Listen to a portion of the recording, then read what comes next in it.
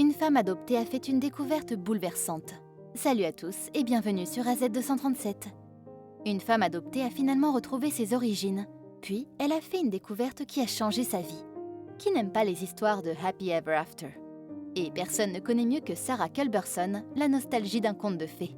Adoptée lorsqu'elle était bébé, elle a grandi avec beaucoup de questions. Ses parents biologiques étaient-ils prospères, riches ou heureux? Eh bien, les recherches effectuées par la suite l'ont étonnée, elle et le monde entier. Regardons son histoire. Mais avant de commencer, voici la question du jour.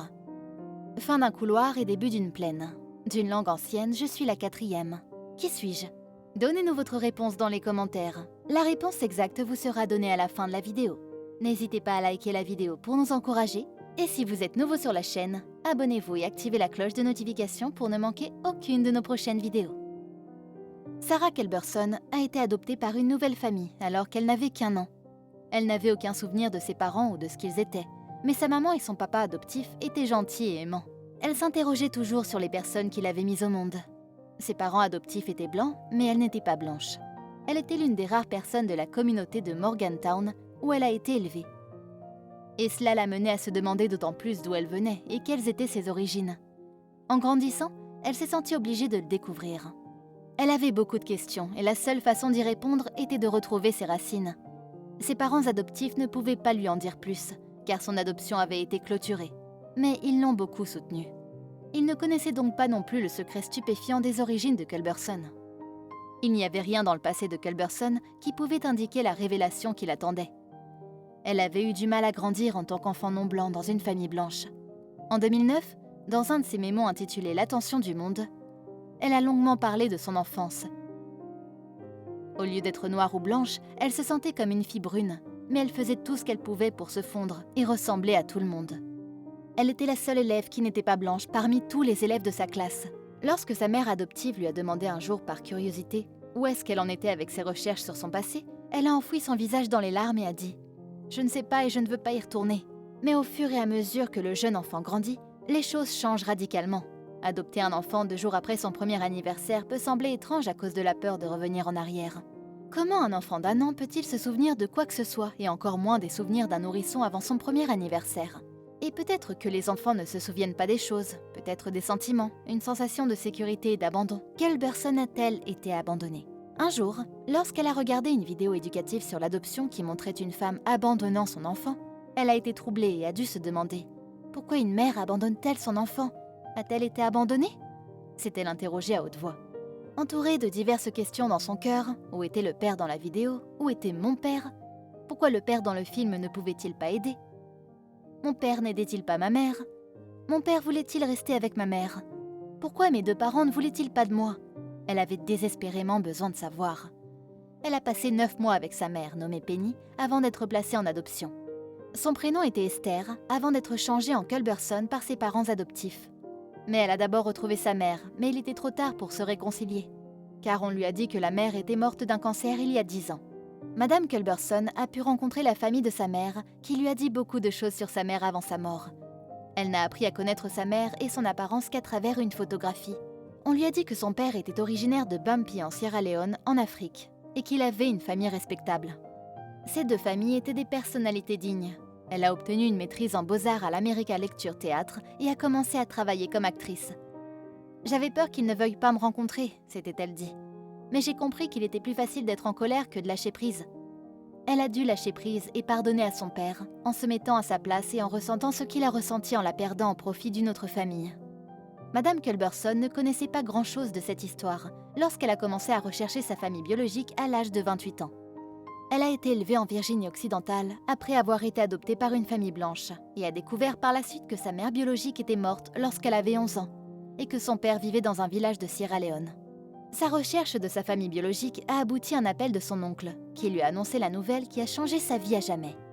Madame Culberson est liée à la royauté africaine, à la tribu Mende de Bumpy, en Sierra Leone. Elle est considérée comme un Mahaloy, l'enfant d'un chef suprême, ce qui fait d'elle la princesse du village de Bumpy. Les Mendes sont l'un des 2 plus grands groupes ethniques de la Sierra Leone. Après avoir parlé avec son oncle qui vivait sur la terre de Marie, Madame Culberson a dit qu'elle a parlé au téléphone pour la première fois avec son père biologique, Joseph Konya Kaposoa. La première chose qu'il a dite, c'est Pardonne-moi, je ne savais pas comment te trouver après que tu aies été placée en adoption, a déclaré Madame Culberson. Kaposoma a tout expliqué à sa fille et le traumatisme qu'il avait vécu après son adoption. Madame Culberson s'est rendue à Bumpy 6 mois plus tard et a été accueillie par des centaines de personnes lors d'une fête de retour au pays qui a duré plusieurs jours. Elle a découvert qu'elle était la princesse de son peuple. Son père lui a expliqué pourquoi elle avait été donnée en adoption. Il était un étudiant de passage lorsqu'il a rencontré la mère biologique de Culberson en Virginie occidentale. Après la naissance de Culberson, les deux parents ont reconnu qu'ils étaient trop jeunes et trop pauvres pour bien s'occuper de l'enfant. Elle a accepté ses excuses. Elle a également pu rencontrer son frère biologique, Indo Kaposoa. Elle a visité pour la première fois sa famille en Afrique à Bumpy. Elle a vu l'impensable lors de sa première visite à Bumpy en Sierra Leone en 2004. Des enfants errants avec des membres manquants, des écoles réduites à des décombres, des quartiers entiers détruits ou brûlés. Mais ce n'était pas un voyage tranquille dans ce pays d'Afrique de l'Ouest connu pour ses plages de sable blanc. En arrivant dans la petite ville de Bumpy, Madame Culberson prenait contact avec la lettre qu'elle allait désormais servir en tant que princesse. C'était bouleversant. La réalité n'était pas seulement « je viens rencontrer ma famille et tout est parfait ». C'est un retour à la réalité, c'est ma famille. Comment cette princesse va-t-elle s'intégrer dans cette communauté et faire la différence dans ce pays ? A déclaré Madame Culberson. J'ai ressenti l'agitation de Freetown. Je pouvais sentir dans l'air que les gens étaient nerveux et essayaient de se protéger. Même si la paix régnait depuis 2 ans, les gens étaient toujours sur leur garde. 2 ans plus tôt, une guerre civile brutale, qui a duré 10 ans, a pris fin en Sierra Leone. Une force rebelle qui menait une campagne contre le gouvernement avait tué des dizaines de milliers de personnes et laissé de nombreux handicapés. Et l'économie était en lambeaux. Sarah Culberson dit avoir hérité d'une immense responsabilité en découvrant qu'elle était apparentée à la royauté africaine. L'accueillir a marqué un rare moment de joie pour la communauté de Bumpy.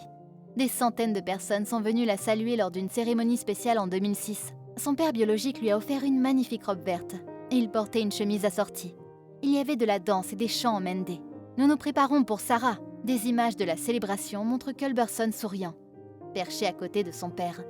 C'était une expérience qui a tellement changé ma vie, dit-elle. C'était choquant, incroyable, accablant, excitant. C'était magnifique, glorieux et exaltant.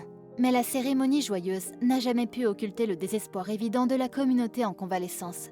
Madame Culberson a donc mis ses rêves d'actrice et de danseuse entre parenthèses pour remplir ses obligations royales.